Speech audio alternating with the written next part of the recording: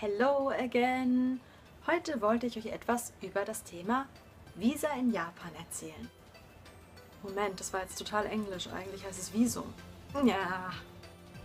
Für Studenten und Arbeitende ist es eigentlich gar nicht so schwer, denn Leute, die sich dafür entschließen, hier Japanisch zu lernen, kriegen meistens die Unterstützung von der Sprachschule, die sich eigentlich um das ganze Prozedere mit dem Immigration Office kümmert und die einem dann das Studentenvisum halt besorgt. Für Leute, die hier arbeiten wollen, gilt eigentlich genau das Gleiche. Sie bekommen irgendwo einen Job hier und der Arbeitgeber, der beschäftigt sich auch wieder mit dem Immigration Office, macht die ganze Anmeldung und alles läuft einfach darüber. Wie sieht das Ganze nun aus, wenn man hier heiratet? Ja, das ist nicht so einfach, lustigerweise. Was man davor wissen sollte, Faktum ist, in Japan sind 70% aller internationalen Ehen Scheinehen. Fragt mich nicht warum, ich habe auch keine Ahnung, warum die Leute das machen. Ich würde es euch gerne sagen, aber ich weiß es leider nicht. Aber so steht es halt in den Zahlen. Wenn man nun den Partner seines Lebens gefunden hat und hier quasi auf dem Papier geheiratet hat, kann man zum Immigration Office und dort Dokumente anfordern. Dazu gehört in erster Linie das Konin Todoke, das ist die Registration of Marriage. Der wird von beiden Personen ausgefüllt und dementsprechend auch mit dem Hanko-Stempel dann am Ende abgestempelt. Auch hier benötigt ihr wieder das Koseki Tohon, also das Familienregister, euren Reisepass und die aktuelle Residence Card.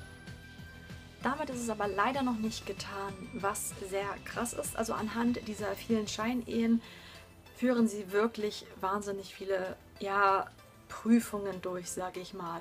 Bei uns war es so, wir mussten Fotos abgeben und mein Mann musste eine Art Aufsatz schreiben.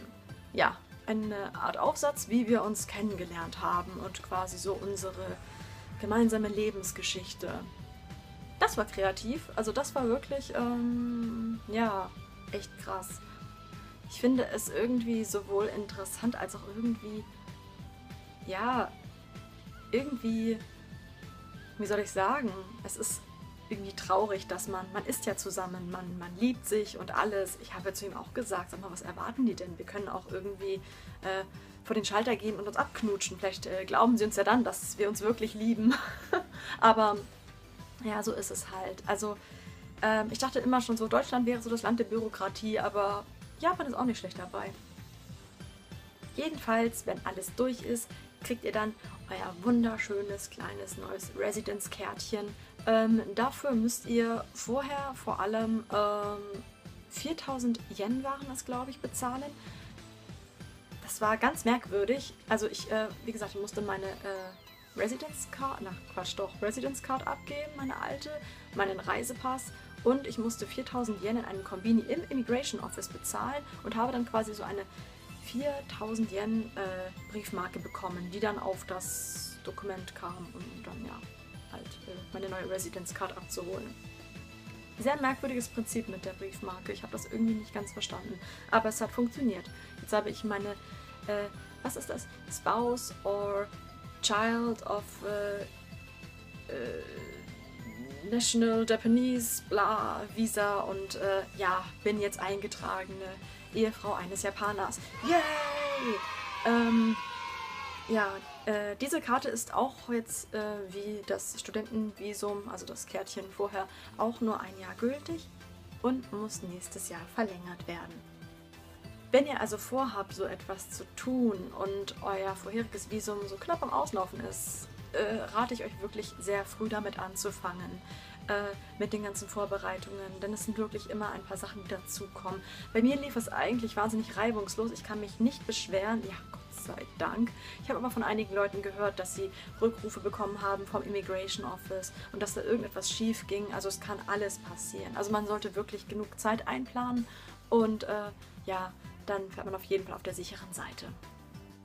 Falls ihr noch Fragen haben solltet, ab in die Kommentare damit. Oder falls ich irgendwas vergessen haben sollte, auch in die Kommentare damit.